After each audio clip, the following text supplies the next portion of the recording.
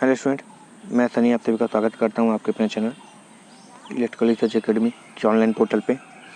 Computer का session हम लोग स्टार्ट करें और एक कड़ी और जोड़ रहे हैं, यानी तुमको 20 क्वेश्चन और ऐसे मिलेंगे जो कहीं ना कहीं प्रीवियस ईयर क्वेश्चन में पूछे गए, भले ही वो यूपीपीसीएल असिस्टेंट अकाउंटेंट हो या फिर एआरओ कुछ भी हो, ठीक है, एईजेई कोई कहीं पर भी पूछा गया हो, मगर पूछा गया है, ठीक है, सही है। तो बाबू सेशन पसंद आए तो लाइक शेयर और चैनल पर नए हो गए तो सब्सक्राइब जरूर कर लेना, सही है।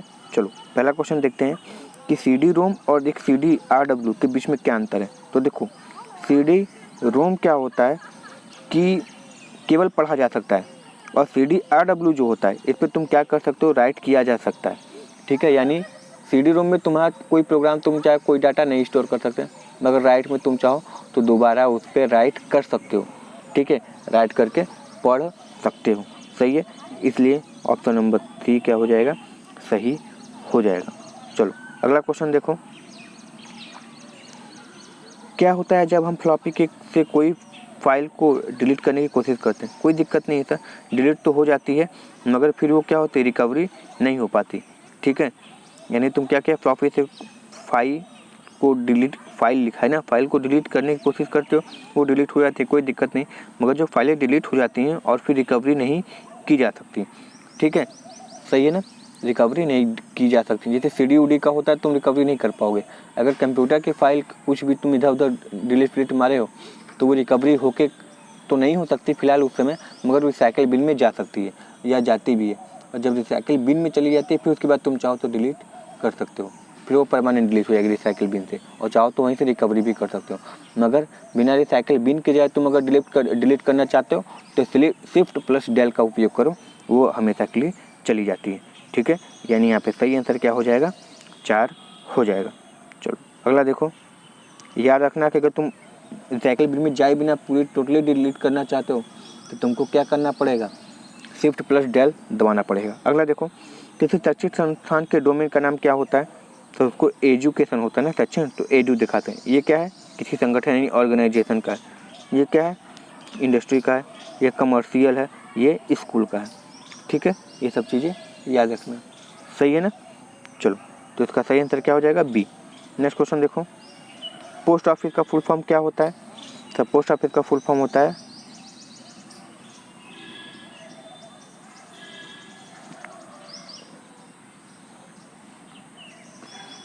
पावर ऑन सेल्फ टेस्ट, ठीक है। जैसे मेल ईमेल भेजने के जो प्रोटोकॉल होते हैं इसमें 4 आते हैं। POST होता है, सॉरी 3 होते हैं, POST होता है, ठीक है, और तुम्हारे क्या होते हैं, IM जो इंटरनेट मेल सर्विस प्रोटोकॉल होता है, और एक और होता है फिलहाल हमको याद नहीं आ रहा। 3 होते हैं जो बहुत ज़्यादा इंपॉर्टेंट है, एक लेने का काम करता है, एक देने का काम करता है, और एक मीडियम का काम करता है वहाँ पे, ठीक है। तो इसका सही आंसर क्या हो जाएगा, पावर ऑन सेल्फ टेस्ट हो जाएगा, सही है।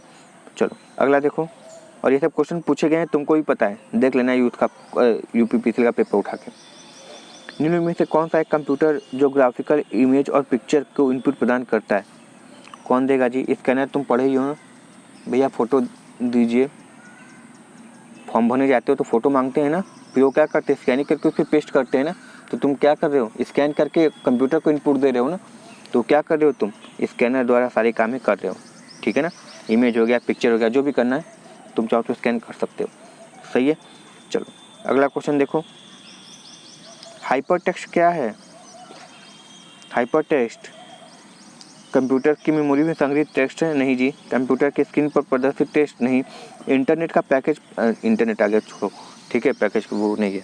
विभिन्न दस्तावेजों के बीच एसोसिएशन द्वारा शाब्दिक सूचना प्रबंध की प्रणाली है जिसको हाइपर टेक्स्ट कहते हैं, ठीक है, हाइपर टेक्स्ट कहते हैं, सही। तो ऑप्शन नंबर 4 सही हो जाएगा। विंडो रन कराने के लिए न्यूनतम कितने डिस्क स्पेस की आवश्यकता होती है। देखो कम से कम कितनी होती है, 8 MB की आवश्यकता होती है, ठीक है। और मल्टी यूज़र वाली जो होती है 64 MB रैम की आवश्यकता होती है कम से कम। तो उसी तरह कुछ चीज़ें होती हैं जो याद करना पड़ता है, सही है ना। चलो ये क्या हो जाएगा, 8 MB की आवश्यकता कम से कम चाहिए, ज़्यादा है तो और बढ़िया बात है, ठीक है ना, फिर दोनों कोई दिक्कत नहीं है,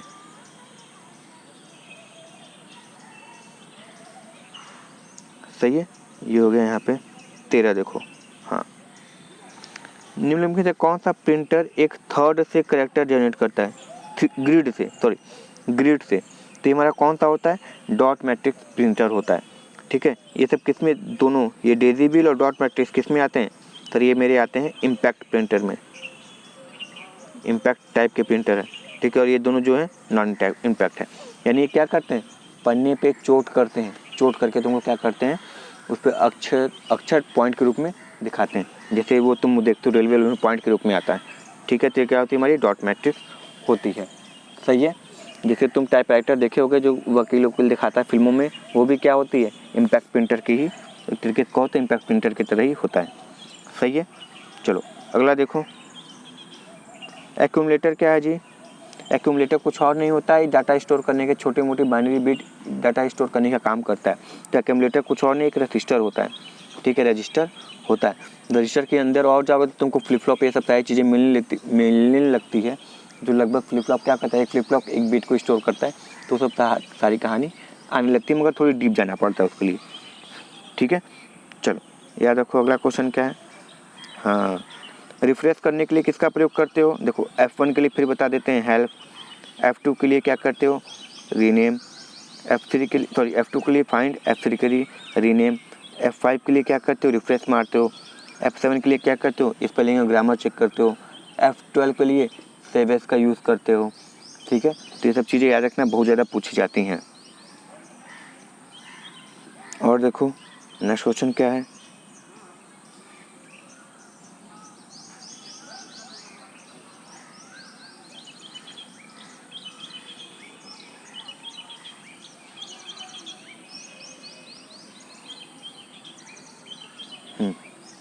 क्वेश्चन क्या पूछा है कि 2007 और है नहीं, सही है 2007 बोल रहे हैं। क्वेश्चन नंबर 207 है, कीबोर्ड निम्नलिखित में से किस श्रेणियों के तहत आता है, प्रिंटिंग डिवाइस है, आउटपुट डिवाइस नहीं, आउटपुट में हमारा माउस आ जाता है, प्रिंटर आ जाता है, लाउड स्पीकर आ जाते हैं, ये सब आ जाते हैं। ठीक है, पॉइंटिंग डिवाइस में हमारे माउस ये सब सारी कहानी आ जाती है, पेन हो जाते हैं, लाइट पेन हो जाते हैं, ये सब सारी कहानी हो जाती है। ठीक है, स्टोरेज डिवाइस में हमारे CD, DVD, फ्लॉपी, ठीक है, पेन ड्राइव ये सब आ जाते हैं। तो ये हमारा है किस टाइप का है, इनपुट डिवाइस टाइप का है, किसका है, इनपुट डिवाइस है। सही है, चलो नेक्स्ट क्वेश्चन देखते हैं। अगला क्वेश्चन क्या है कि वर्ड में आप एक पेज ब्रेक फोर्स कर सकते हैं। पेज ब्रेक मतलब क्या होता है कि वहाँ बंद करके दूसरी जगह से लिखना स्टार्ट करते हैं।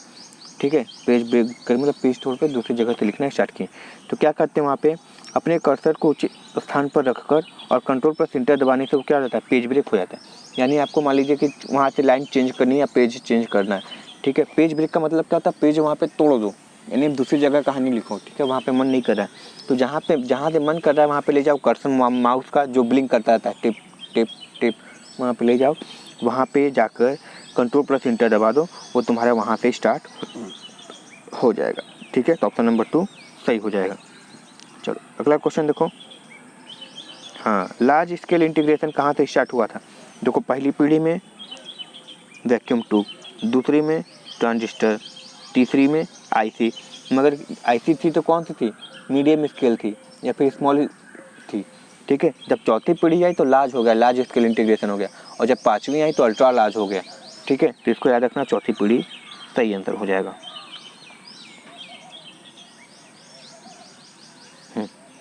एप्लीकेशन सॉफ्टवेयर यानी एप्लीकेशन प्रोग्राम पर, एप्लीकेशन प्रोग्राम किस में रखे जाते हैं, एप्लीकेशन सॉफ्टवेयर, यानी जो एप्लीकेशन सॉफ्टवेयर ही बनता है वो एप्लीकेशन प्रोग्राम के जरिए तैयार किया जाता है।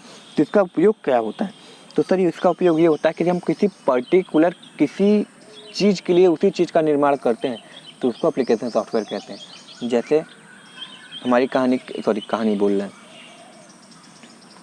SMS है, ठीक है, या मैसेंजर है। ठीक है, मैसेंजर से हम लोग क्या कर सकते हैं, एक तरीके से कहें तो बस चैट कर सकते हैं, फलाना ढिमकाना कर सकते हैं। ठीक है, और कोई दूसरा चीज़ नहीं कर सकते। जैसे फेसबुक से हम लोग कॉल नहीं कर सकते। ठीक है, सही है, फेसबुक से कॉल और नहीं हो सकता, वो क्या है, सोशल नेटवर्किंग साइट है, तो वहाँ पे तुम केवल टेक्स्ट के जरिए बात कर सकते हो, तो वो क्या उसी चीज़ के लिए बनाया गया। अब जैसे कॉल वाली चीज़ सिस्टम होती है, ठीक है, उस पर तुम चाहो तो लिख कर मैसेज नहीं कर सकते, कॉल वाली की केवल बात करें, अब उसमें कहोगे सर उसमें तो मैसेज भी होता है। ठीक है, वो तो अलग से ऑप्शन देता है, तुम दूसरे पेज पे चले जाओगे अगर वो क्लिक करोगे तो। सही है। तो किसी विशिष्ट काम को करने के लिए जो चीज़ तैयार की जाती है उसको एप्लीकेशन सॉफ्टवेयर कहते हैं, उसी के लिए बनी होती है। हो गया। चलो अगला देखो, 1983 है ना। 1983 में क्या हुआ था, इंडिया वर्ल्ड कप जीती थी पहली बार 50 ओवर का, वेस्ट इंडीज को हराकर। 50 ओवर नहीं 60 ओवर के हुए थे। 1983 में यह व्यक्ति कंप्यूटर वायरस की परिभाषा देने वाला पहला व्यक्ति था। कौन था, जो कि इसका नाम नहीं याद था मगर इसमें ऑप्शन में दिया है, फ्रेडरिक कोहेन। ठीक है, उसने दिया था इसलिए नाम याद है। ठीक है, कंप्यूटर वायरस की परिभाषा देने वाला पहला व्यक्ति फ्रेडरिक कोहेन था। सही है ना। चलो इसको याद रख लेते हैं।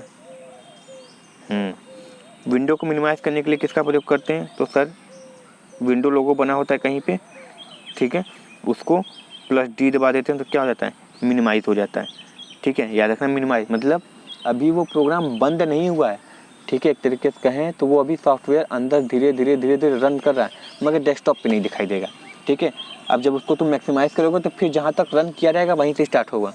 ठीक है, क्योंकि वो बंद नहीं हुआ है, केवल कुछ देर के लिए हाइड कर दिया गया है एक तरीके से कहो तो। सही है। चलो अगला देखो, MS वर्ड में Alt+Shift+D दबाने से क्या होता है।